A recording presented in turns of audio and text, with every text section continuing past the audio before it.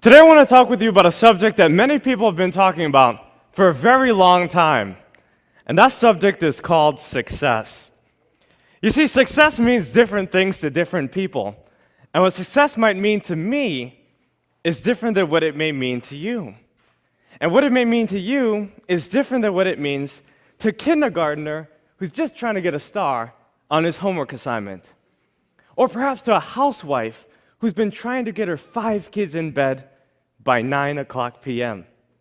Or maybe even a corporate executive who's been working for his or her corporation for 20 plus years and only wants to become the CEO of their organization. As you could tell, we have so many different definitions of this word success, but the greatest definition I can give you today is this. Success is all about self-expression. It's about being who you want to be, doing what you want to do, going where you want to go. Because when it comes to your life, you are the boss, and you have a choice. In fact, you are who you are today because of all the choices that you've made in your whole entire life. But as we're growing up, we have a lot of people who try to tell us how to make these choices. Our parents, our teachers, our bosses, our friends, even our neighbors. They try to tell us how to live our lives, what we should do, where we should go, how we should walk, how we should talk. But my question for you is this. If you're trying to be what other people want you to be, then who will be you? So the key to success is to stop conforming to other people's expectations and start performing to your own level of expectations. It's to believe in yourself. It's to know that what you want will eventually come to fruition as long as you believe it.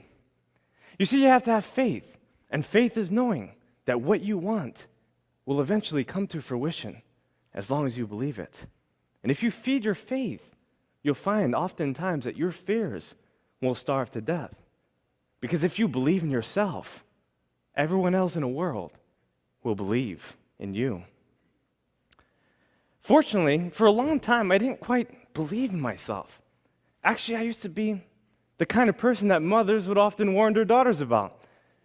And fathers would tell their sons, if you keep doing what Daniel Alley's doing, you're going to end up where Daniel Alley's going. Now, they had some credence to what they were saying, because as you can imagine, your reputation really is your best advertisement. I really didn't have a good reputation, because I was living so far below my potential that I was actually living in my mother's basement.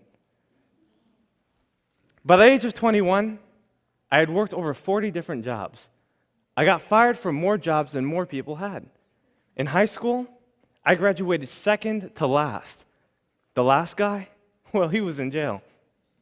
I was on drugs for 8 years, and I was confused. I was broke, busted, and disgusted. And I knew that I wanted to change. The only problem was that I didn't know how. Can I see a show of hands if you've ever been in a situation where you wanted to change, but you just didn't know what to do? Well, we all have been there. And maybe we're there right now. Well, I discovered that there are only 3 ways that I can make change in my life. 3 ideas I wanted to share with you today that can absolutely revolutionize your life from today. I know these tips work because I've been able to do it myself. By the age of 24, I became a self-made millionaire. I've been able to write 3 books and travel to dozens of countries. I now reach millions of people with my work. I believe that these 3 key principles can change your life, no matter how you define success. Whether you want to live to age 100, or even have a dozen kids, or just have a little house in the mountaintop somewhere no one knows about. These 3 key principles will help you to realize the success in your life. The first one is to read more books. All the books in the world can help us to solve all the problems in the world. But the truth is that we don't have to read all the books in the world because we don't have all the problems in the world. But we do have to read the books that help us to solve our problems. So for instance, if you wanted to learn about money, you better be reading books that talk about money. Or if you wanted to learn how to manage your relationships or to become a better communicator, There's a lot of books on that. What I'm saying basically is that our libraries are paved with gold, and library cards are free.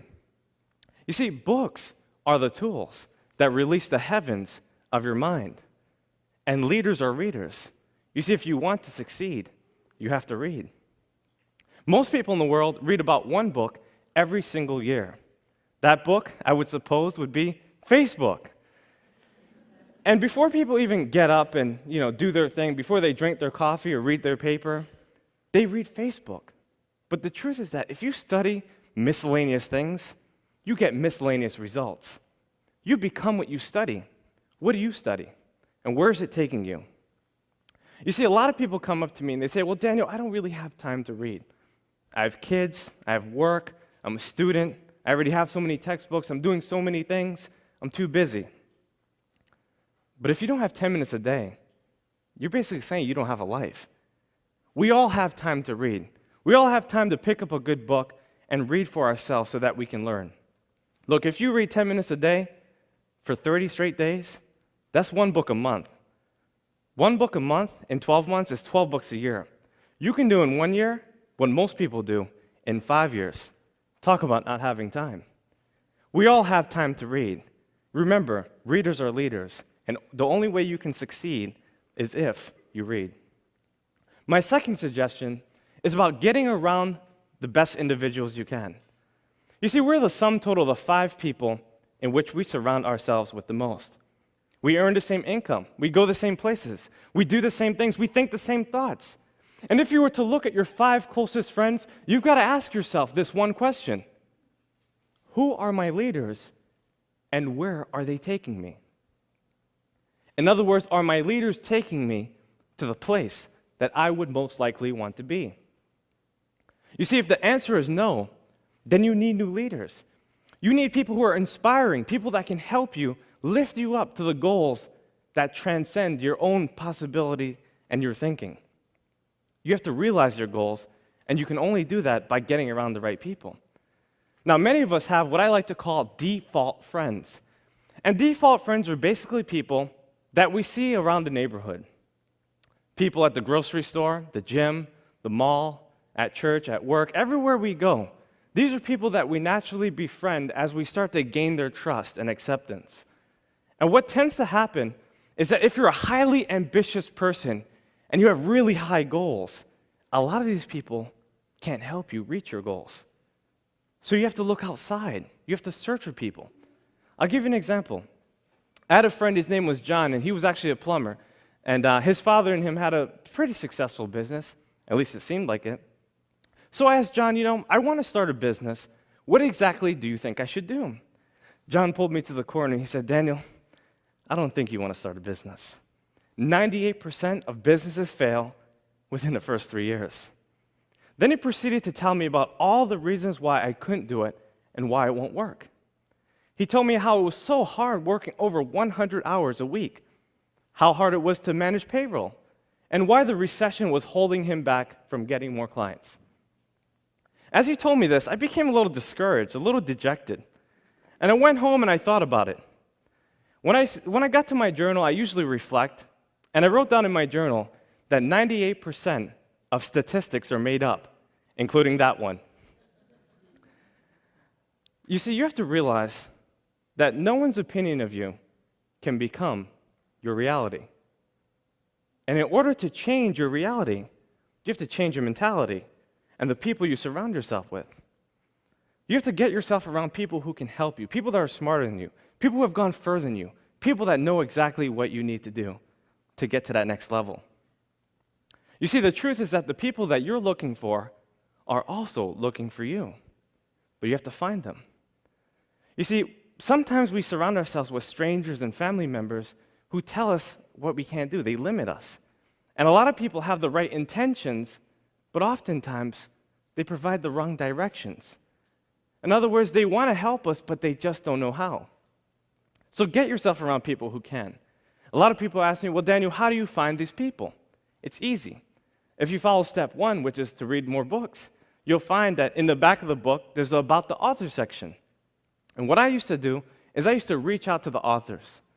Thankfully, we live in a new millennium, which allows us to get on their social media, their websites, and so we can have a conversation with them. We can change by actually understanding what it is that they teach. And if we ask enough questions, we can make great progress in our life. Remember, the people you're looking for are also looking for you. So get yourself around those people. My last and final suggestion is to set higher goals.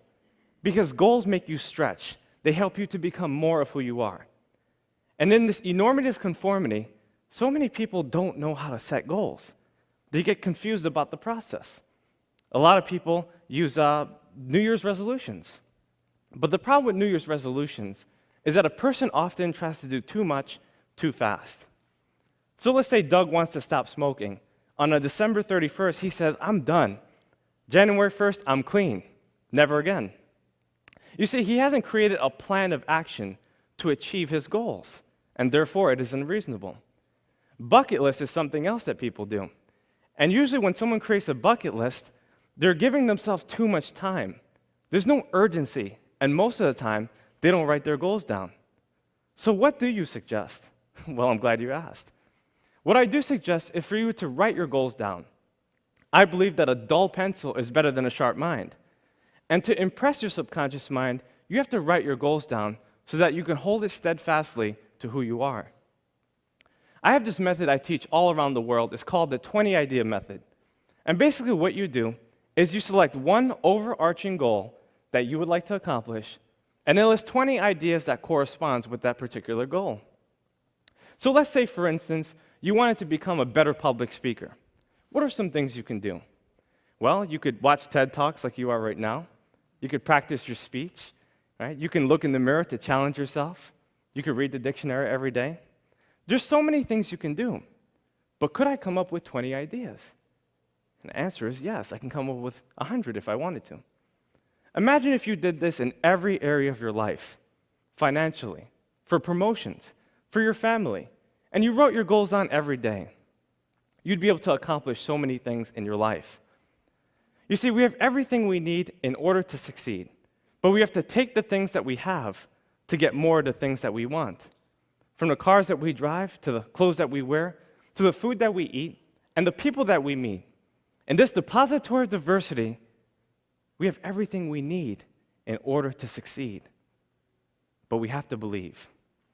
You see, when you believe in yourself, you'll find that everyone else in the world will believe in you. And you also have to think big. When you think big, you'll do big, and you'll win big.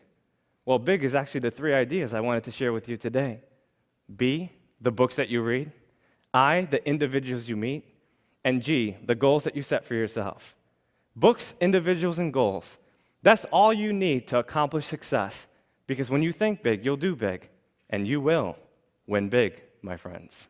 Thank you.